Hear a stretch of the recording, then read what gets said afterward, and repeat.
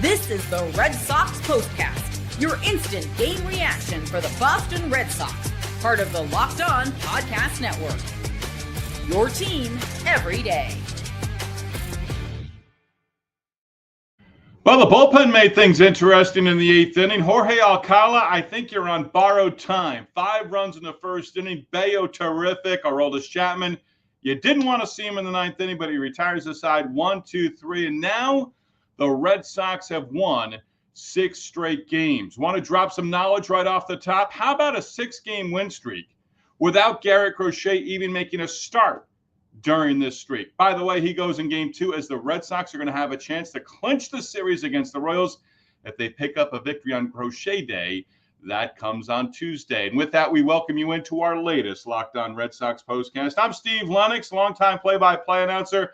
Believe 110% that if a big league hitter is called upon to bunt, then they should be able to get that bunt down. Also a big believer in get them on, get them over, and get them in. We do welcome you into our latest Locked On Red Sox postcast on the Locked On Red Sox YouTube channel.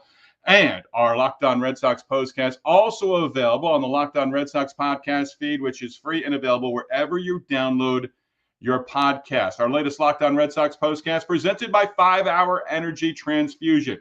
Go to 5hourenergy.com today. Use promo code LOCKEDONGOLF to receive 20% off on your order. Only valid through September 30th. Order transfusion flavored 5-Hour Energy shots today. As always, on our Locked On Red Sox postcast, if you're with us on the Locked On Red Sox YouTube channel, hit that comment button. We do want to hear from you. Our everydayers, our first-timers. If you're an everydayer, if you're a first-timer, you're also a Royal Rooter, and we tip our cap to you. Also, encouraged to follow us on X, where we can keep the baseball and the Red Sox conversation going. Hit me up, give a follow at Lennox on Baseball. So 5 runs in the first inning. Bailey Falter, rough team debut for the Kansas City Royals. Added at the trade deadline. Royals now a game under 500.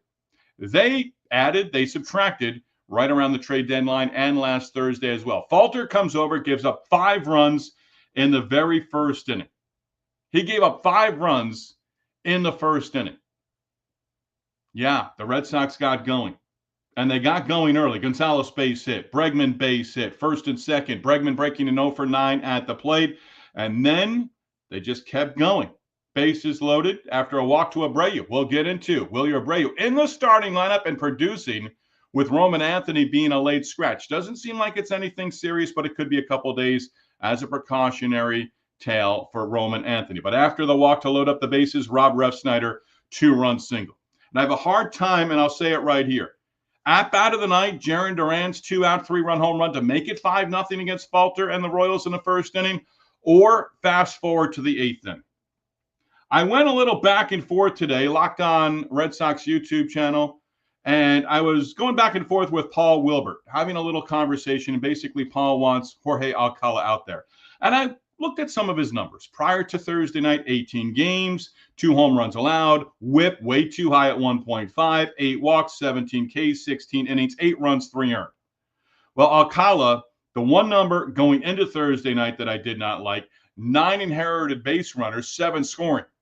What I really didn't like, in a lopsided affair, was the fact that Jorge Alcala gives up back-to-back home runs in the 8th inning to Pasquantino and Garcia, and he didn't have a good inning. He couldn't get out of the 8th inning. In fact, Alex Cora had to go to Justin Wilson, and then Alex Cora had to go to Garrett Whitlock. And then in the 9th inning, when you're up 8-1, you're not expecting to have to use Whitlock or Chapman. And you had to use both of them. Matz, 1 inning, 1 walk, 1 strikeout. I was really thinking Matz after Bello, 6 innings, and we'll get into Brayan Bello here momentarily. But I really thought Matz, hey, let's see if he can go 2. He worked as a starter for the Cardinals earlier in the season. He had some relief outings that were 2 or more innings. But of late, it's been an inning and a third, inning and 2/3. I thought, why not try 2 innings in an 8-1 ball game? And you've got a little breathing room there. Extend him out a little bit, perhaps. But no, Matt's 1 inning, 2 appearances, 2 games with the Red Sox since the trade from St. Louis. He's worked 2 total innings. Okay, so we see how we're using him right now. Alcala, though, a third of an inning. Gets just 1 out. Wilson also charged with a run in that 4-run frame as well. So 4 runs total on 5 hits and 4 extra base hits in that 8th inning. And the big play of the game, it came in that top of the 8th inning because you've got Bobby Witt Jr. coming to the plate. Garrett Whitlock is on the mound. India walked to extend the inning. But the Royals would be turned away thanks to Willie Abreu. And might I add for a second time, wasn't supposed to be in the starting lineup. This is what you'll be talking about. Witt Jr., base hit to right field. I think it was off the first pitch from Whitlock. Lofton rounding third, coming to the plate. Abreu got to the ball beautifully, got the throw off to the plate, out at the plate, inning over. Connor Wong applying the tag. Now they came back. Here's my Nesson reference, the first of the night. Maybe the only one, who knows. But as they're coming back from break and the home plate umpire is on the microphone and they're reviewing the play, I'm like, you've got to be kidding me. Looked at the scorebug, and it had first and second. And I'm like, are they for some reason going to call interference on the catcher, obstruction, whatever they term it as, on Connor Wong? Well, Dave O'Brien came in and said, no, the out is recorded. And there was some confusion whether it was the crew chief call to look at that, play it on the out and the third out in the top of the 8th inning, or was it a challenge by the Royals? I still don't know, and it doesn't matter. But Alcala, man, if there is an option right now at AAA, and the way the top of the 8th inning unfolded, quick bottom of the 8th, quick top of the 9th, I didn't go and look at who's down and available at AAA. I'm not sure the status right now of Zach Kelly. Birdie, I know, has been throwing. Where he's at and coming back, not sure. But Alcala, I would imagine there's got to be conversations right now about him because it's not working. I was impressed by him early on. And Lou Merloni, there's a second Nesson reference, sort of said it, and I almost thought the same thing. Going back to Minnesota, facing his former team, it almost like he got spooked a little bit. I want to defend the guy. He's got a huge fastball. But right now, you've got 2 question marks. Alcala's the bigger of the 2. But Jordan Hicks also needs to figure this out and needs to become a guy who's a shutdown guy. Hicks has, I'm almost to the point, you get to that point sometimes, you don't want to hear it anymore about Hicks and having the potential. He's in a big-time situation right now with a playoff caliber team, and he needs to deliver. And he's shaky. And when you come back from break, whether you're watching the Red Sox on TV or listening on the radio, and you know Jordan Hicks is coming to the game, you're a little nervous. You got butterflies in the stomach. But Alcala, I don't know how many more. You say it about Buehler too, but you say it about Alcala right now. 8-1 ball game. I mentioned the inherited base runners. Way too many. Those are situations where that tells you, hey, he's not suited for this right now. He may never be suited for it. There's been plenty of guys like that. Relievers coming in, mop-up roles, you need to get your job done. The Red Sox should have never been anywhere close to bringing in Whitlock or Chapman for the 9th inning. Roman Anthony, late scratch. Abreu in the starting lineup, right field. Mid-back tightness is what they were calling it. They had video of him prior to the game, warming up down the right field line, continuing to get loose. Came over with the athletic trainer, conversation. There wasn't much conversation. They didn't hesitate. They didn't try to start him in the game. No, you're done for the night. Let's take care of this and make sure this isn't a thing that's going for the next week, 2 weeks, 3 weeks. Right decision. And then Abreu at the plate. He had a hell of a night. Red Sox were 5 for 12 with runners in scoring position. Royals were 2 for 10. And that's a good trend because Houston did very little with runners in scoring position, had just the one opportunity in the series finale on Sunday. But Red Sox pitchers are bearing down right now, runners on scoring position. I mean, Jorge Alcala gave up the 2 home runs back-to-back in that 8th inning. Romy Gonzalez, 2 hits, 2 RBIs. Alex Bregman, a couple of base hits. Abreu, 2 hits, an RBI. Rob Refsnyder, base hit, 2 RBIs. Trevor Story, 6-game hit streak with a base hit as well in the victory. 6 straight wins, 12 over 500 for the first time this season. A lot to like. Stress the positives right now. Think about the positives. But Jorge Alcala having the conversation earlier in the day with a Sox fan, Locked On Red Sox YouTube channel, Paul Wilbert, I believe it was, wants him gone. And that was before he gave up the back-to-back home runs. By the way, Dave O'Brien mentioned it, growing up a Red Sox fan, all your favorite players are Red Sox players. He mentioned George Brett. And to be able to mention Salvador Perez, I don't think it's hyperbole, the kind of career he's had with the Royals. He's right up there. Maybe not all numbers-wise, but George Brett is number one. That's the first guy you think of, the history of the Kansas City Royals. And like Dave O'Brien, George Brett was my favorite player on the team that I didn't root for. But the Royals were on TV all the time in the 1980s because they were a very good team. And they were on that ABC, Monday Night Baseball, NBC, Saturday Game of the Week. So I saw them a lot. But Salvador Perez had a great career. Still got tread on the tires. Still got a couple more years to go. My wife actually saw him lumber into second base with a double, and she's like, "Ooh, what position does he play? Get in there, big guy." And I said, he's the catcher. He's one of the all-time greats for the franchise, probably a Hall of Famer as well. 6 straight wins. And as I touched on at the top, take a break here, hear from you, the Royal Rooters, here in just a moment. But as I touched on at the top, you've won 6 straight games.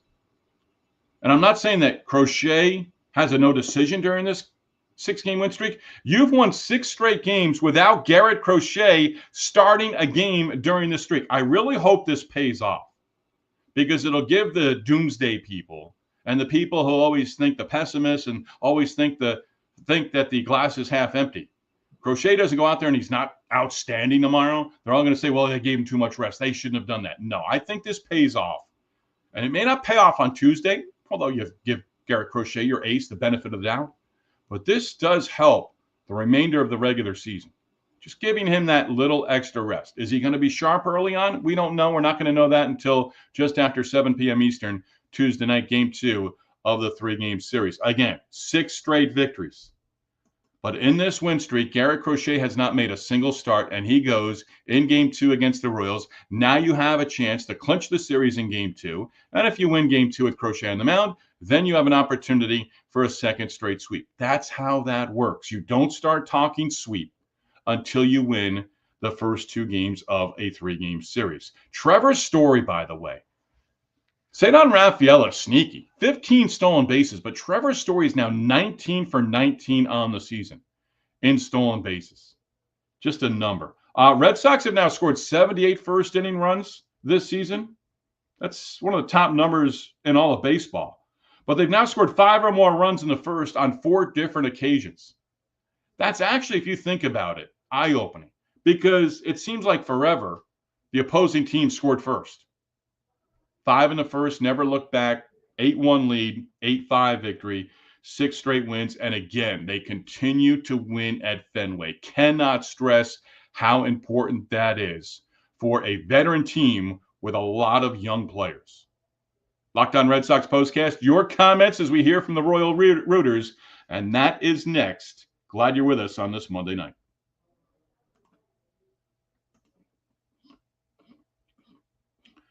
And our Locked On Red Sox Postcast is presented by 5-Hour Energy Transfusion. Let's get that up there here real quick. By the way, a little new setup. Bear with us here just a little bit if you don't mind. Where are we? There we are.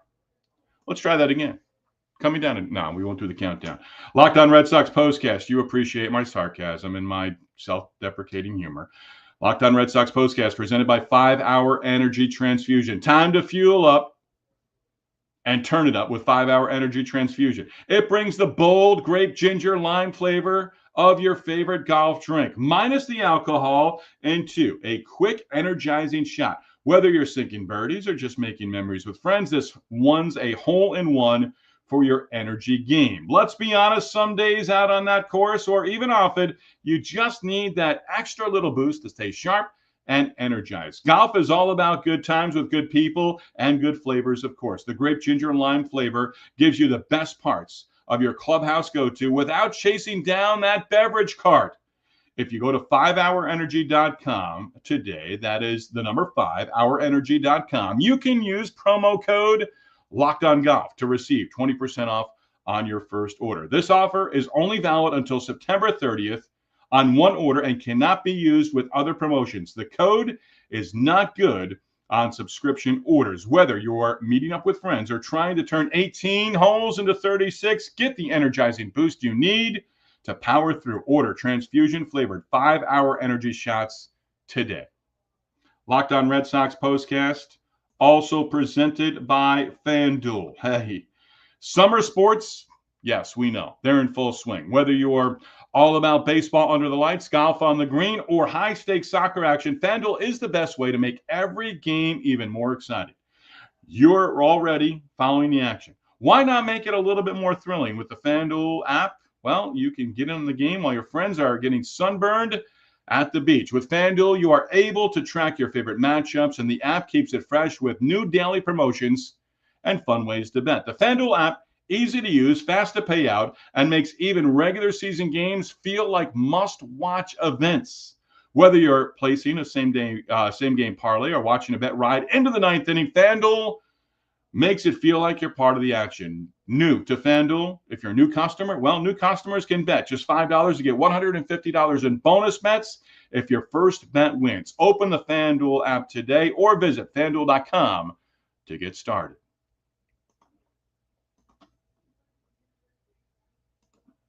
Locked On Red Sox Postcast. We'll sprinkle in a couple more numbers of the night, but the Red Sox again win their sixth in a row. They continue to play winning baseball at home, and we hit the comments as we are now ready to hear from our Royal Rooters. Our leadoff hitter, Sure My 10. This team is making me wake up every day with a smile on my face. Let's go Red Sox, 6 in a row. Well said. That's the leadoff hitter. Ali Bats checking in. That was stressful. Yeah, it was. Didn't have to be, but Jorge Alcala, Justin Wilson. All right. Can't be on every night, but Jorge Alcala, you better start figuring out how to be on your game. Ali Bats, again, that's stressful. We can't pull these errors tomorrow. Got Garrett Crochet on the mound. You're hoping for good things. Patrick, another team effort. Hate that I focus on Alcala again, but something ain't right. Great put out by Abreu and Wong. It really was. Camera angles were great. Abreu, the approach to the baseball, fielded it, got it out of the glove quickly, fired to home plate, Wong applying the tag. Review, but Wong applying the tag, had the glove out there. That ball can sometimes come loose in those situations, but I'm not teaching Little League Baseball right now, so we'll move past that as well. Who do we have here? Shermai. Up. A green, I think, with Patrick there. No problem with that. Eric, not too shabby.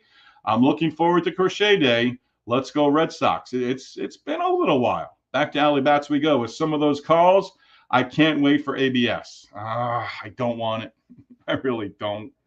How about umpires just be accountable and call balls and strikes the way it was meant to be? And really, they're making it so that we all want it. So Abby, I'm there with you. I don't want to be, but plate umpiring, balls and strikes, present day, it's not good. Not good at all. Got that one from Allie. Pedro, go Sox. Yes, indeed. Emily checking in. Great game, but it should have never been that close. Yes, but okay, a win is a win.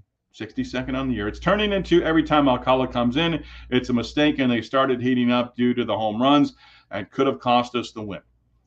And Alex Cora was not going to let it go any further. After Wilson, more base, more traffic on the bases, more base hits. Whitlock to get out of that 8th inning, and then he wasn't. Weiser was up, but he wasn't fooling around. Go to Chapman.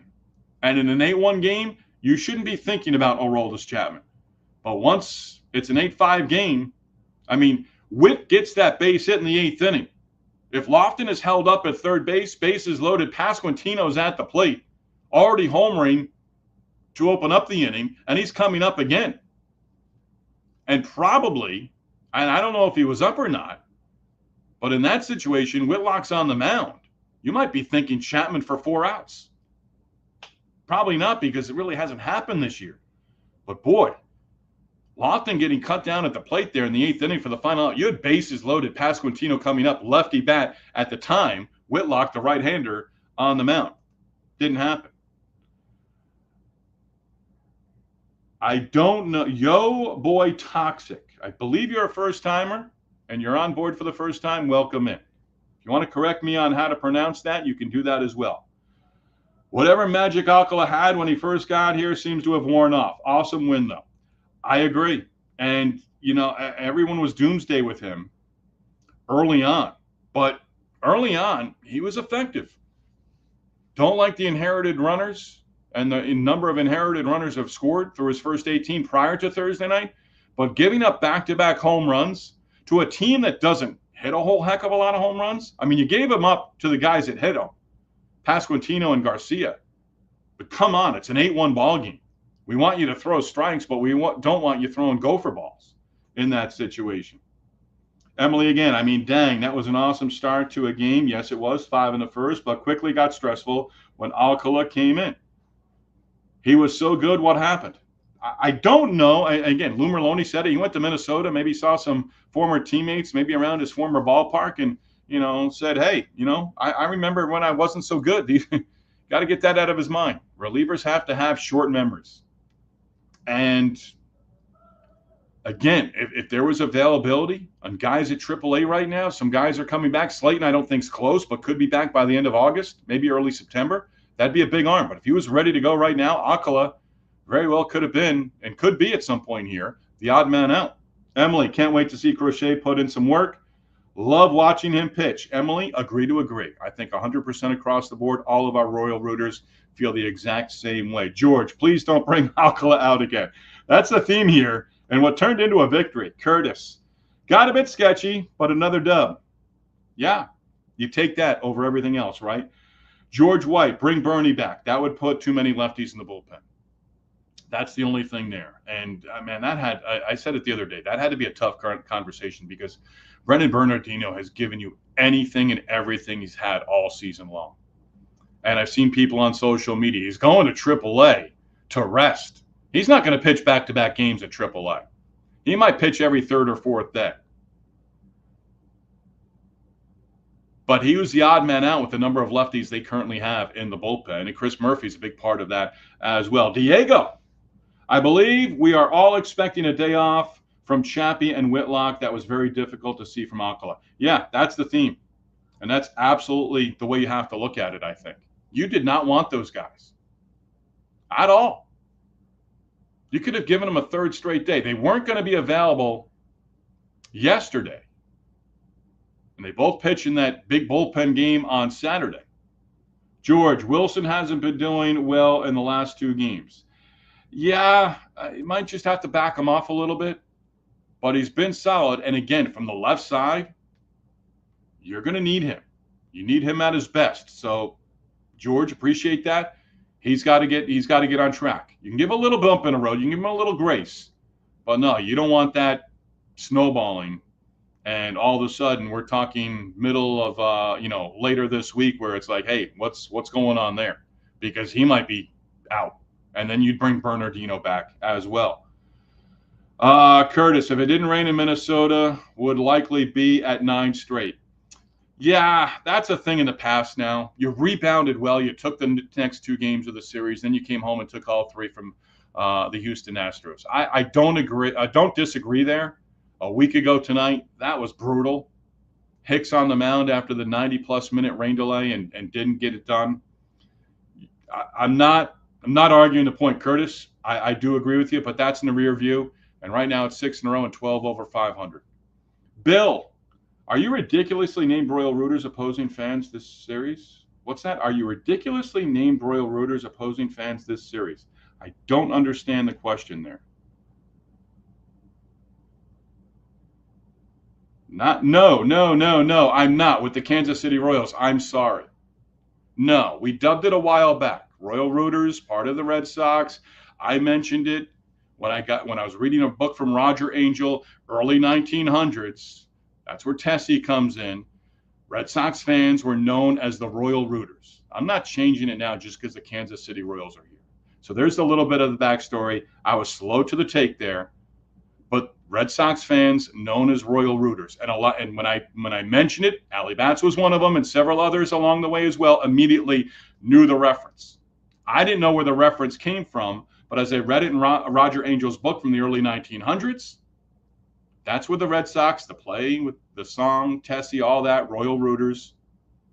But I had more of the history, and I started dubbing Red Sox fans and people here on the Locked On Red Sox postcast first-timers, everydayers, Royal Rooters. That's why I'm doing that, Bill. I hope you take that explanation